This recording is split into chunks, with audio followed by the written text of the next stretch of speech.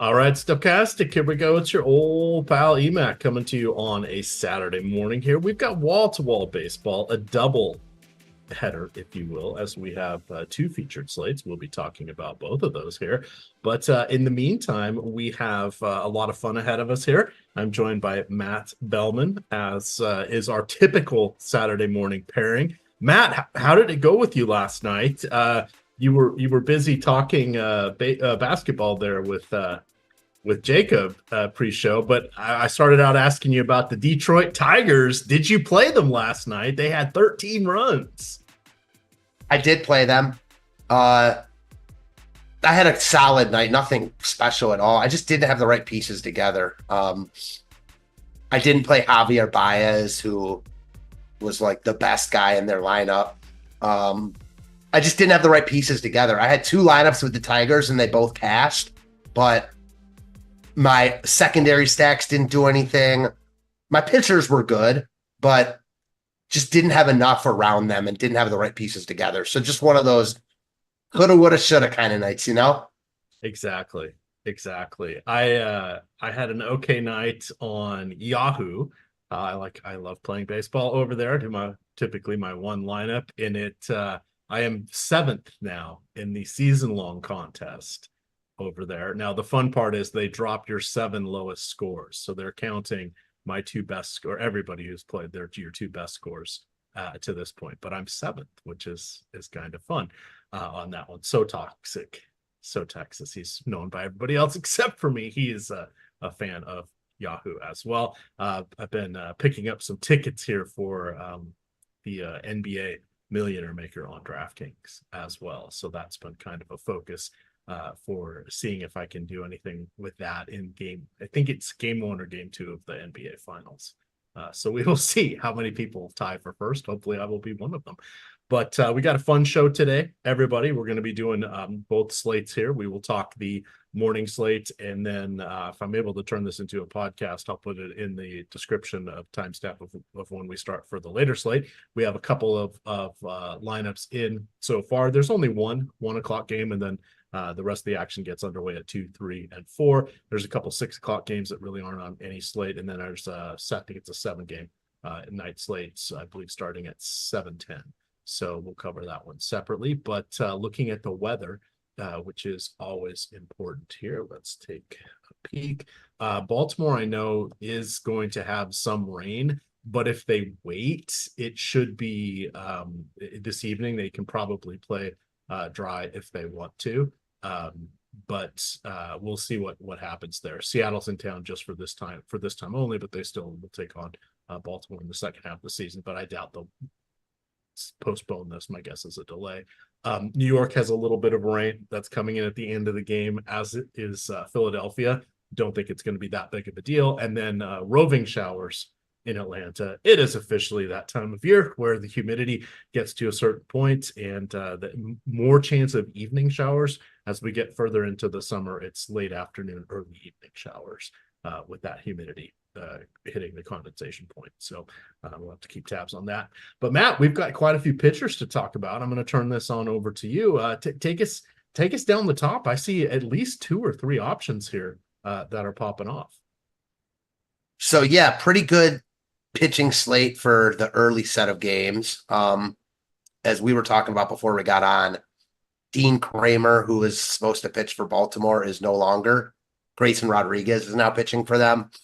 He's been hurt since like May 1st. Didn't make a rehab start through a bullpen session, so now he's pitching for Baltimore today. Starting up top, I think Luis Gil looks like pretty clearly the best option for me. I mean, I haven't been a huge Gil guy this season, but he's been phenomenal. Obviously, you get the White Sox at home. He's 1,000 less than Imanaga. Castillo's obviously in a much tougher matchup. I like Luis Gil a lot as far as the top end guys go. Do you see it the same? Pretty much. I mean, when you look at that Chicago White Sox lineup, in theory, they would do a little bit better against righties, because Gavin Sheets and Andrew Benintendi are the 2 of their better remaining healthy hitters. But they surprisingly have been pretty bad with almost no power over their combined last 1,000 at bats in lefty righty matchups. They have about a 120 ISO combined. That's just dreadful. Andrew Vaughn is okay. He's probably their best hitter. They signed Tommy Pham. I think he got a 2-year deal from him, if I remember correctly, but he was unsigned until a couple of weeks ago. We've seen that happen to him each of the last couple of years as he's floated around between the Padres and the Reds and etc. So we recognize the name, but he's been around basically since the beginning of DFS, way back in the day when he was part of the St. Louis Cardinals. Him and Randall Grichuk. There's two people two guys that people forget were teammates like 13 years ago or whatever it was. So it's not a scary lineup.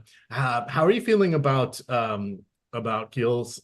And I don't do that soft G very well. How are you feeling about his strikeout potential? Because we've seen it come and go, but he does look like he does have underlying metrics or the capability, I would say a little more than the one nasty Nestor Cortez, his teammate, who is a lefty, so obviously different lefty versus righty, but Cortez has those variety of release points and arm slot things that fool hitters. I think Hill could be a better strikeout pitcher than Cortez. Yeah, I agree with that for sure. I mean, obviously right now Cortez is the better pitcher, and Cortez is nails at home, and he was good again last night, but I'm with you. The problem with Heel is that he walks too many guys. But that's like it. His ERA is 2.51, really good. His expected is 3.15, also really good. It's just a lot to like about him here. 27.5 strikeout percentage. He's just a good pitcher right now in a great spot at home, not overly expensive. He looks good. Yeah, and so he's rating out as the best percentage. He has the 30% chance of being a top 2 pitcher there on DraftKings. You have Imanaga, who is second with about a 1 in 4 chance of being a top 2 pitcher, along with Luis Castillo for the Mariners and Kyle Harrison there for San Francisco. Harrison got his start pushed back yesterday. The team essentially was they had a couple of injuries and they had to, they lost I'm blanking on his name, but the leadoff hitter for the rest of the season with the torn labrum. So they had to make a variety of personnel moves. And one of them was they brought up a pitcher and pushed everybody in the rotation back one day. So Kyle Harrison ends up being our third best option. Normally I'd be looking to Luis Castillo. I'm a little tepid on that with both the weather and of course him having to go against the Baltimore Orioles, who are a much improved offense. So that are not even improved. They're one of the best offenses in the league, just on the cusp of being that truly elite offense. So it does make me a little nervous. And Castillo, someone I pretty much matchup proof is a little bit of a strong word, but there's about 7 offenses I would not be happy taking him against, and Baltimore happens to be right around that cutoff point. So I'm less thrilled about him. We're playing 2 pitchers on DraftKings. He will be in some of my lineups, but that makes me just a skosh worried there. Yeah. I mean, just to touch on, to piggyback off your Castillo, like I love Castillo. He's one of my favorite pitchers in baseball right now. It's a brutal spot. I hardly ever use pitchers, especially righties, in Baltimore against the Orioles. But Castillo's that good where I don't think it's a bad play here. I also don't think the Baltimore stack is a bad play, as we saw last night. They can hit good pitching. But for my money, right now, Castillo is pretty clearly the best overall pitcher on this slate. Could have made a case for Gaussman maybe coming into the year or last year, but he hasn't been that guy. Imanaga's been very, very good, but his underlyings aren't as good. I'm still waiting for the league to adjust to him a little bit. Castillo's been rock solid for years. So I do like Heel better, but I think I like Castillo a little more than Imanaga considering the ownership gap. Weather blowing out in Chicago. Not a great Pittsburgh lineup. But I don't know. I just feel like I'll take the talent in Castillo over Imanaga at a cheaper price point and less ownership. How do you look at Imanaga versus Castillo? So I'm leaning a little bit more towards Imanaga here. He's not. I mean, he's a rookie for MLB purposes, but he's not a rookie. He's among the front runners for Rookie of the Year. He's also a borderline front runner in the Cy Young race.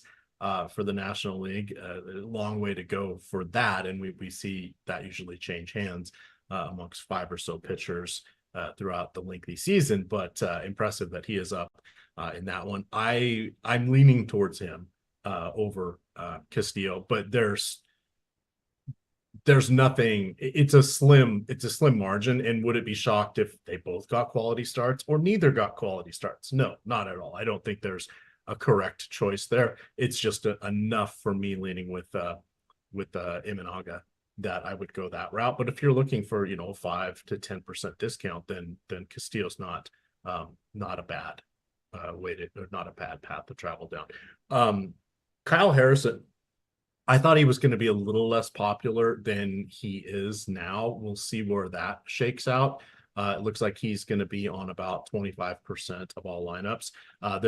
We have Heel's going to be on about half of the lineups, Imanaga around 1/3, and then there's a handful of pitchers on DraftKings that'll be on around 1 and 4 lineups. If you guys are watching us on playback, you can see we are sharing the top pitchers tool up on the screen there. That's something that's very helpful and organized and shows you where you can find value, where the popularity is going to be, where the leverage is, etc. So that is a nice thing to have. Harrison is almost neutral when it comes to leverage. You get a little bit of a savings on that there. I was worried when he got scratched that it was something wrong with him.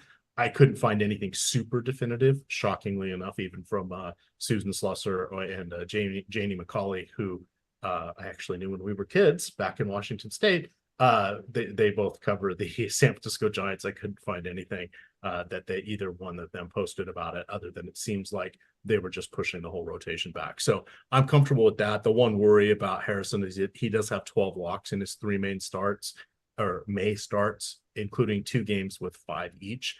Otherwise, he's been a pretty good pitcher, just enough strikeouts to keep things interesting. And he's done a good job of limiting home runs, which seemed to be an issue last year. He had just he allowed 2 per 9 last year, but he didn't pitch that many innings. So he looks to be okay. That's kind of our breaking point here. When you look at Grayson Rodriguez coming in for Dean Kramer, or perhaps a Kevin Gausman, Luis Severino going against Miami, I guess it has the best matchup of all of those guys. Grayson Rodriguez gets the Mariners, who strike out a boatload of the time. How do you feel about those guys? They're not quite the both sidesers, but it's I wouldn't mind if I get them on my lineup, but I'm not chasing after them. Do you grade any of those guys higher than that whimsical assessment of mine? You were asking about Rodriguez and who? Yeah, Rodriguez, Severino, Gausman, and just that next. That whole okay, yeah, for sure. So Harrison is in a good spot. Obviously, the Rockies aren't very good. They've been feisty lately, and I get Harrison. I just don't really love it. Same with Gausman. I'd play Gausman over Harrison. I think ownership and top pitcher percentage are basically the same. I think Gausman ultimately is higher upside, though. Tampa strikes out a lot. I think Harrison is probably safer there. So if that's what you're looking for, I don't hate it. Probably stay away from this range, though. I'm not interested in Grayson Rodriguez. Again, making his first start in like 3 weeks.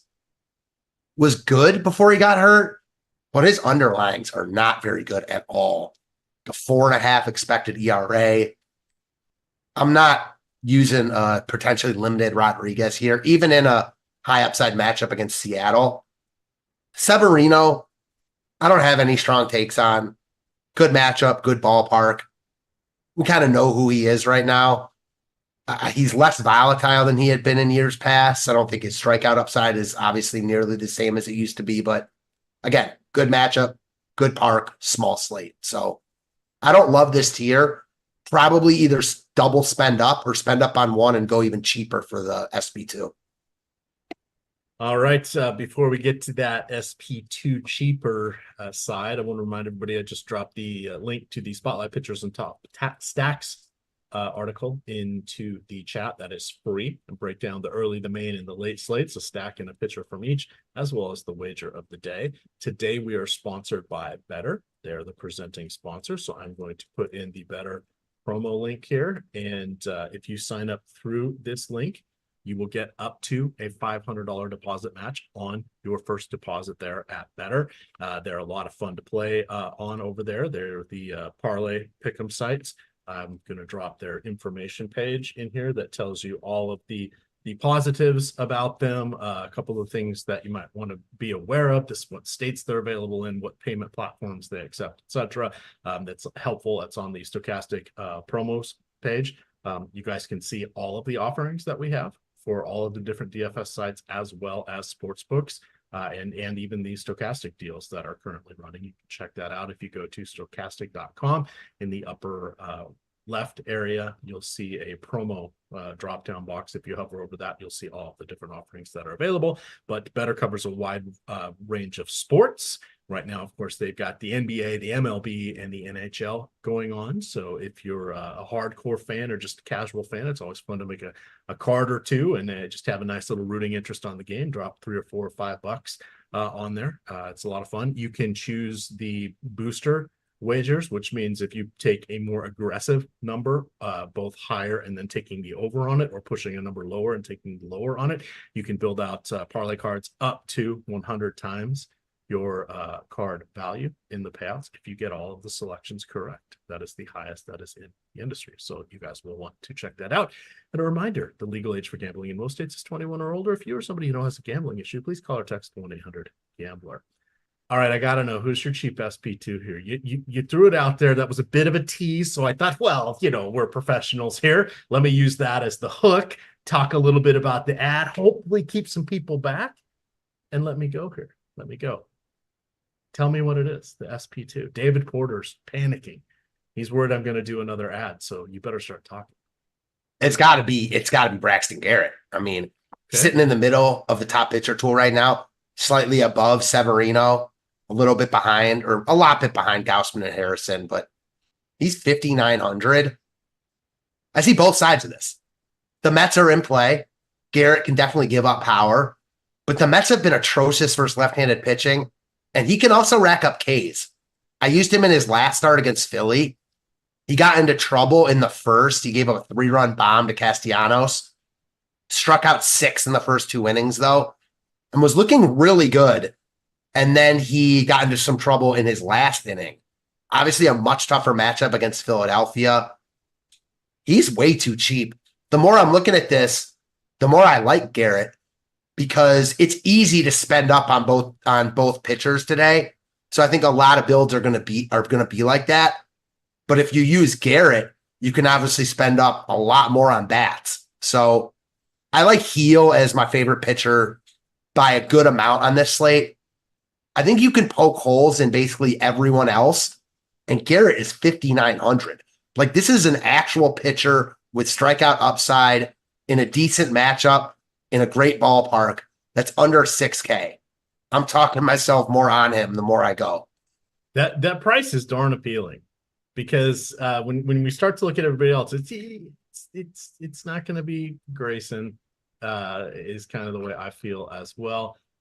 It's not going to be Bailey Falter. We're going to talk about why we're going to pick on him. Brad Keller may not have much of a pitch count, and everybody's going against him with the Yankees. So even if we talk about him, there's not a lot of he doesn't have enough mileage or ability to be a direct leverage option against the Yankees. Eflin and Gausman, they're kind of in that coin flip range. We're not going to go with Ty Blach. Even though he has about a 3 ERA this season, he gets 0 strikeouts. And anything that he does is done by voodoo magic. So yeah, all of a sudden there's your cheap pitcher. It's like being an archaeologist. You just keep knocking away the bits of dirt that don't belong, and all of a sudden you have a treasure there. Matt, I like what you've done. I love that. That was a great analogy. And I'll say this: the other thing about it is he really stands out to me as like the clear cheap guy, but he's not getting really any ownership. So like, that's the other thing. If you were getting love, I'd maybe be more interested in stacking the Mets and not using him, but the Mets are going to be more popular than him. So yeah, I like Garrett here. All right, that makes it a good spot there. Let's flip the script here. Again, for those listening, we're going to talk about the main slate as well, and then at 8:00 tonight we do have the NBA Live Before Lock for Game 6. You have the Oklahoma City Thunder in Dallas. Tomorrow we have 2 game 7s. This has been one heck of a second round for the playoffs here, so that will be a lot of fun. Matt, who is popping up as your top stack of this early slate? It's really close. I think that if you just, all things considered and ownership agnostic, just who do I think is going to be the highest scoring stack on the slate? It's the Yankees against Brad Keller and a trash Chicago bullpen. They're obviously really good. Now, they're expensive and going to be the highest owned team on the slate. So when you take that stuff into consideration, I think your answer could change. But overall, I think it's the Yankees. How about you? So I'm actually going with Chicago here. I wanted a little bit of difference when it came to the popularity. It's not, let's see, looking at DK, it's not a huge difference between these teams. It's clear that they're the 2 obvious ones here. It'll be, we have the Chicago lineup yet? We do. Curious. Oh, we do. Wisdom leading off. Okay. I did, so Horner's still out was my thought on that one. So even though Hainer is out, where is my notes here? He's dealing with a sore hamstring. They're hoping he does not end up on the injured list, but I don't think he's going to play this weekend. You do have Cody Bellinger and Suzuki. They missed a couple weeks ago. They were each out, but they just had relatively short injury stays, so that it's helpful to have them back. The other player that's missing is Dansby Swanson, so he is a capable hitter, and just takes another good guy out of the lineup, but it also promotes somebody. So we see Patrick Wisdom gets the benefit of that. He moves up in the order. We've got the Christopher Morels, the Ian Happs of the world. I think they're pretty good in this one. You've got Falter. His key things is he has allowed home runs in 5 consecutive games. 2 of those games he has allowed 2 home runs. Does not have a lot of strikeouts, which is a challenge because he's a fly ball hitter. So right now this season, through 43 and a third innings, he has a career low 5.6 strikeouts per 9 innings. It's going to be in the mid 70s this afternoon in Chicago. You've got a 7 to 12 mile an hour breeze out towards left field. Those are all things that work in the favor of the righties going against Falter today. So that is that was my assessment of him.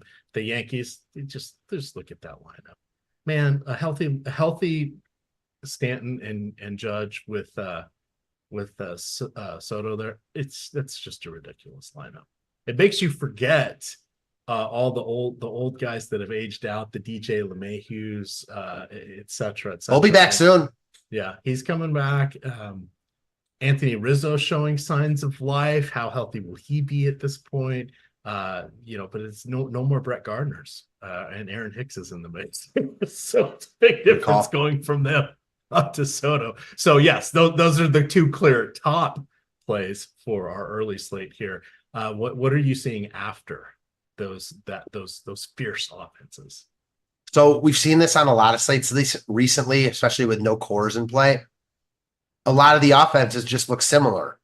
I think the Yankees and Cubs stand out as the top 2 on the slate, but there's other offenses that also look good. The Giants versus Ty Block, they're a little bit beat up, but they've got cheap guys all throughout their lineup, as evidenced by their 20% chance of being the top value stack on the board. I mentioned that I think, Imanaga has been fantastic, but his underlines aren't as good. Really good hitting weather in Chicago. Ton of leverage with Pittsburgh. I think they're definitely in play here. And then the other one I'm going to shout out is Seattle. Rodriguez isn't getting a ton of love, but he has not been great this year. And I'm always a little bit interested in picking on guys that are like coming back from however long of an absence, especially when they haven't made a rehab start. So I'm going to say the obvious teams, the Cubs and Yankees, then the Giants, Pirates, and Mariners. Okay. The Giants were my differentiation play yesterday. That worked out, especially if you had Chapman and his 2 doubles. That was a key part of that there. But those were relatively solid. Anything else you want to hit on the offenses for the early slate? And we can talk home runs here, and perhaps I don't know if producer Jacob, if you have the OddShopper, if you want to put that up on the screen, that would be cool. No, just home runs. Well, just as far as like overall view of this Yeah. early slate, as far as offenses go, I think we kind of covered it all. It's one of those slates though where like anything is in play, especially in like the large $15 tournament on DK. Even the White Sox, like Hio is going to be crazy high owned, and he's not Max Scherzer, Jacob deGrom from a couple of years ago kind of guy. So I like him a lot, but it's definitely a slate where you can make a case for pretty much any offense on the board. So yeah, should be a fun one.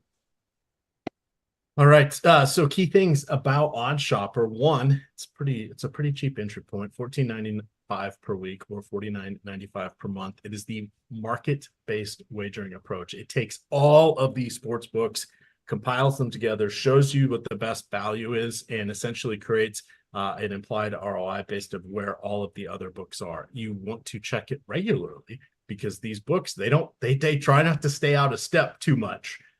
Especially when they're hanging stale numbers here. But it's a lot of fun. You're going to look at it and you're going to say, well, I don't want to bet on unders. All the value plays are unders. You got to change your mindset. Yes, I know we want to root for positive things, but the sports books know that. Not only do they push those a little bit higher than they need to, they also juice them on the other side. They take advantage of our inherent optimism here. So you got to turn it into the game within the game and finding some of these unders. A couple that are popping right now. Grayson Rodriguez under 5.5 strikeouts. That is the best number the best wager currently on the board, a 6.9 implied ROI. The under 5.5, the key things you want to know about that: one, he's just coming back from the injury, as Matt said. Two, he is going against a strikeout laden offense, but I'd be shocked if he goes more than 85 pitches today. About 80 feels right.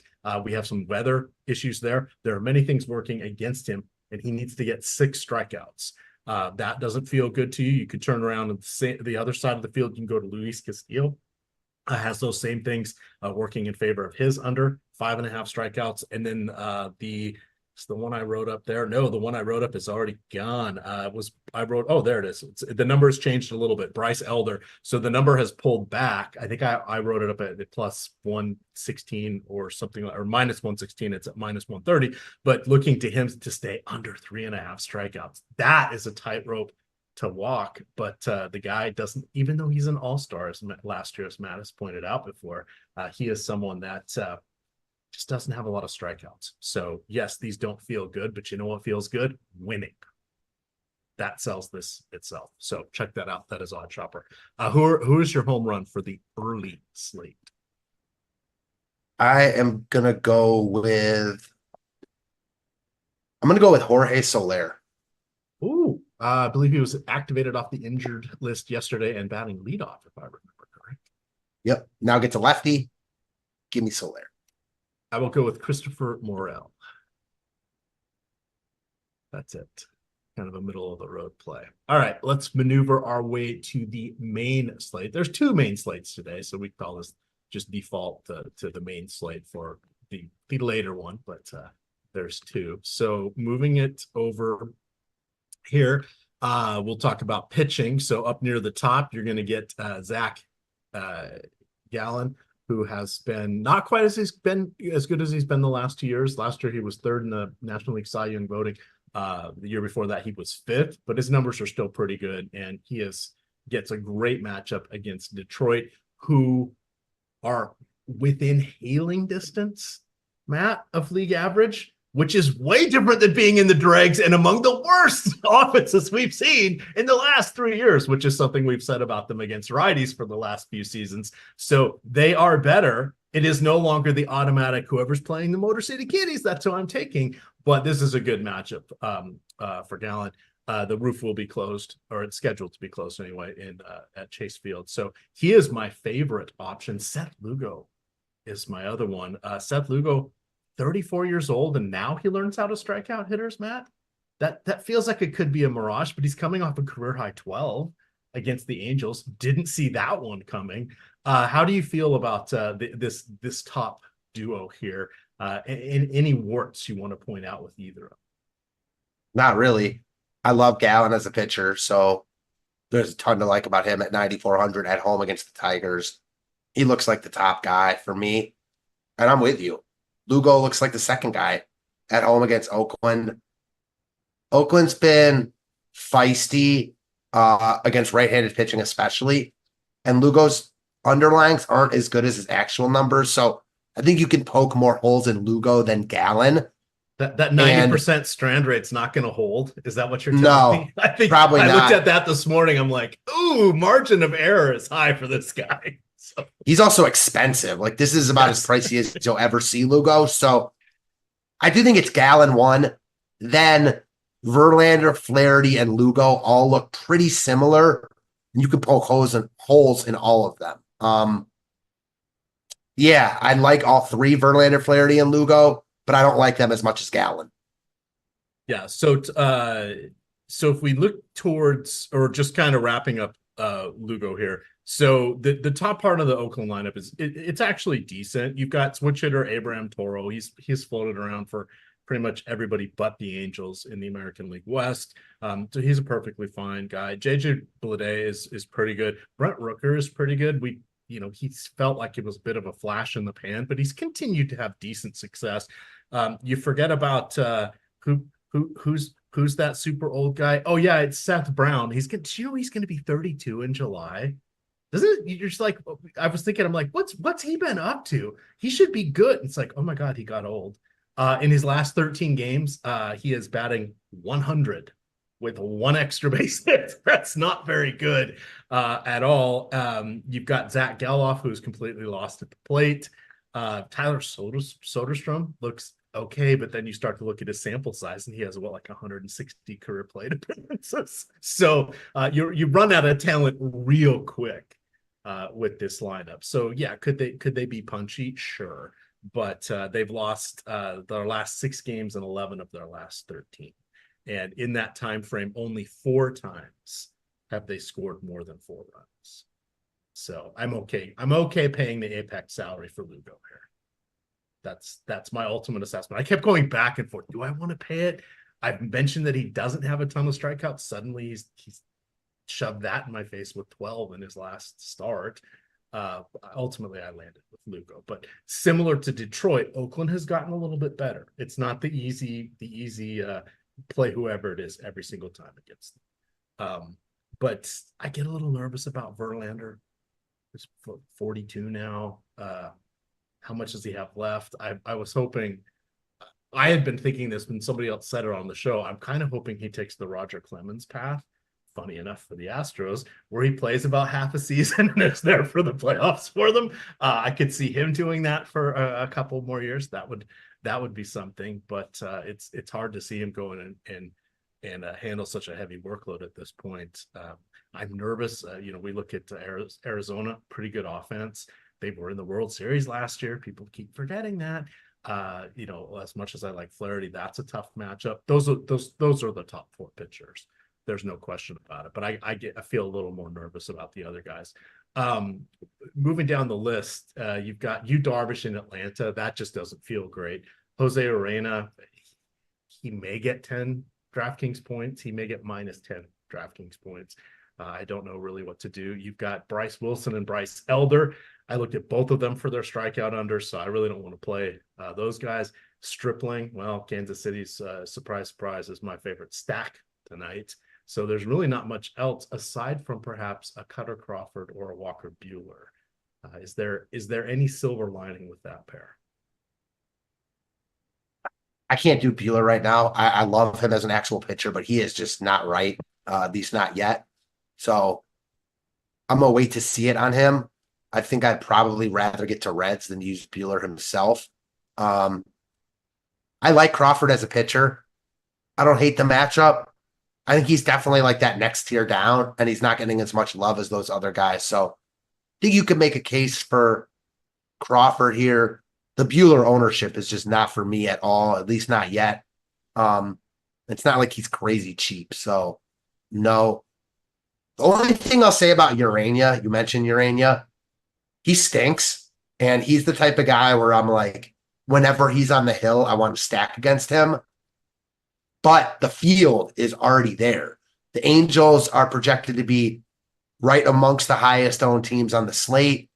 And Urena is like the most positive leverage pitcher on the slate. So I don't like him, but it's just a GPP ownership game theory type play where a bad offense in the Angels is getting a lot of love. Urena is cheap. And if he shuts down that chalky offense, you can also spend up on bats. There's merit to it. That's all I'll say. All right. For David Porter, let's all hit the like button. Let's get us up to 100. And I won't tell you about how awesome Better is and the $500 deposit match. And I won't tell you about the great deal over there at OddShopper, $14.95 per week, $49.95 per month.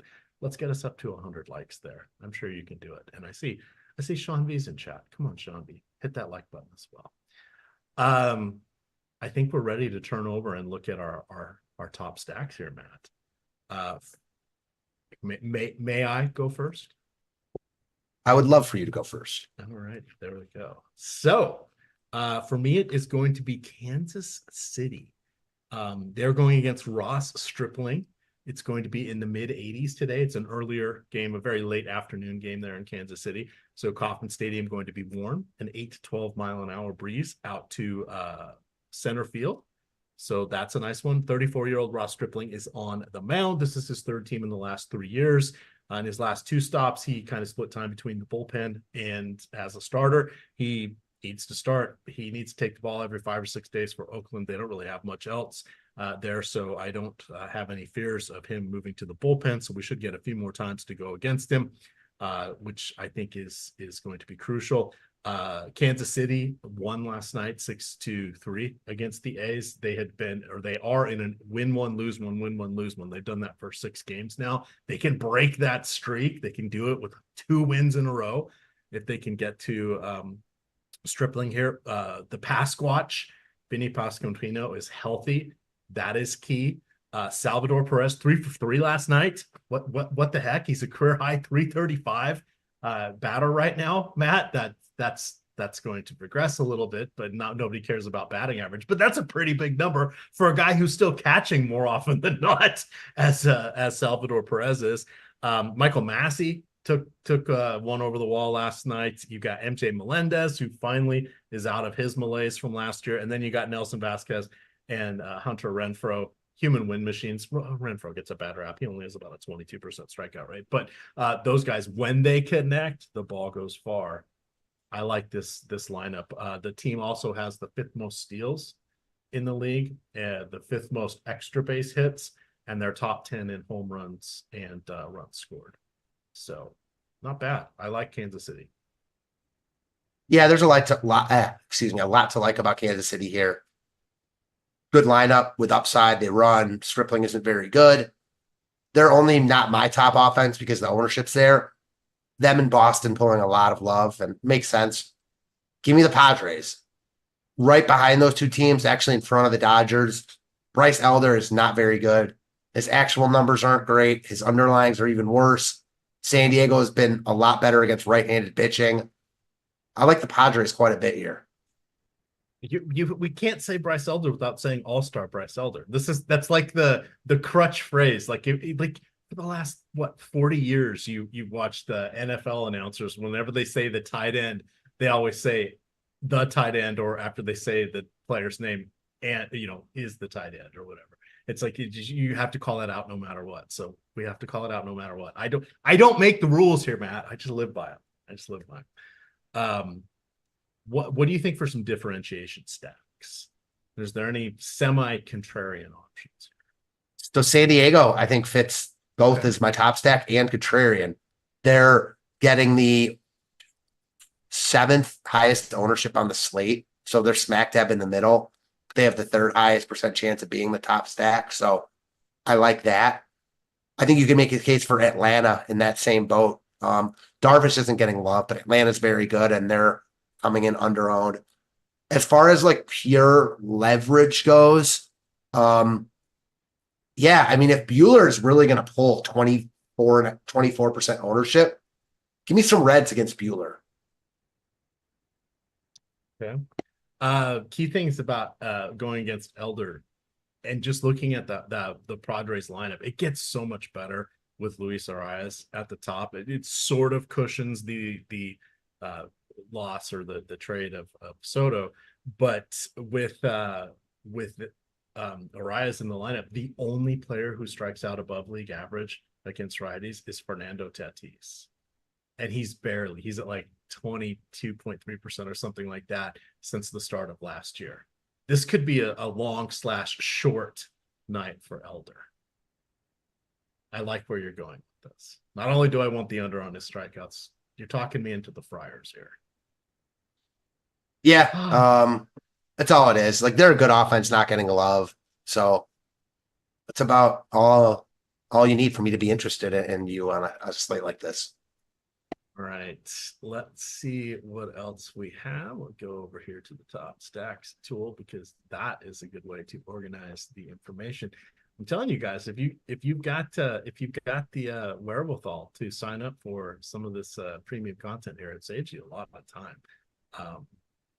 All right, let's take a peek here, see who else we are missing where it comes to top stacks. Boston is popping up here, Matt. They're the number 2 stack going against Miles Michaelis. You've got the Dodgers going against Graham Ashcraft. Ashcraft, decent pitcher, lives on the edge, does not get enough strikeouts. That's a problem.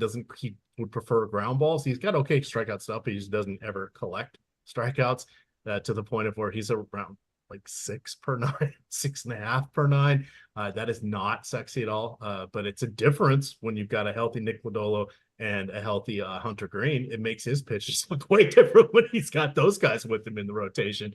But he could be in a little bit of trouble here tonight. Perhaps Houston. What do you think about Houston against Bryce Elder? Pardon me, Bryce Wilson. Sorry, yeah, Houston. Bryces on the same day, and they spell their name differently. You'd think I'd be able to tell them apart. That's so annoying. Yeah, I don't know where Bryce Wilson gets his spelling from. I mean, I've never even seen that one before.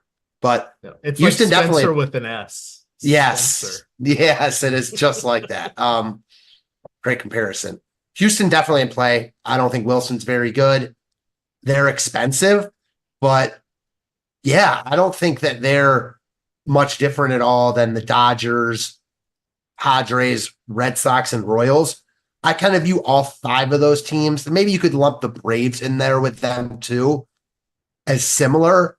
And while I understand the Royals and Red Sox getting the most ownership because they're the cheapest, like the Padres, Dodgers, Astros, and Braves all look good to get away from those 2 teams, if that makes sense. No, that works out. That's solid. I see DP, Dave Porter. DP, are you with me? He would like to see the Sims. Guess what? If you go on over to Playback, they're on the screen right now.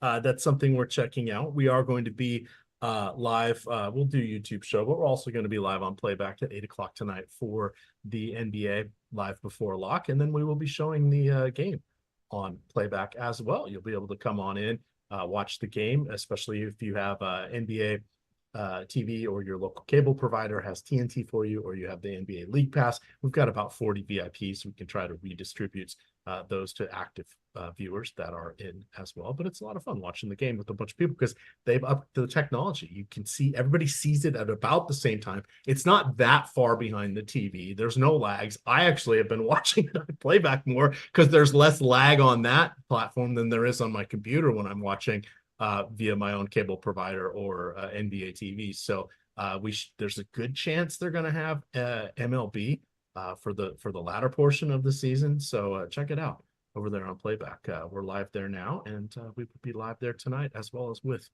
the game. Let's see. I'm going to let you think about home runs here for a minute. I'm going to have producer Jacob share the top stacks tool there. So key things you guys want to know, or pardon me, the lineup generator. Sorry, misspeaking. There's so many great tools here, but the lineup generator is one that encompasses all of these great tools that we have at a very affordable price point here. Key things to know about the lineup generator: is available for the main slate on DraftKings and FanDuel. It also has options here. So you can choose your stack type. So if you were to play on DraftKings, you can choose between 5-3, 5-0, and 4-4 stacks. On FanDuel, you can choose 4-4, 4-3-1, and 4-2-2 stacks. You can build out up to 20 lineups in the holding pen. You see a lineup that you like that pops up, you hit save. You don't like it, you hit discard. Once you get up to 20, it won't let you generate anymore. You can send those on over to the holding pen. When you click on that, to the right will be your player profile, or pardon me, your player portfolio.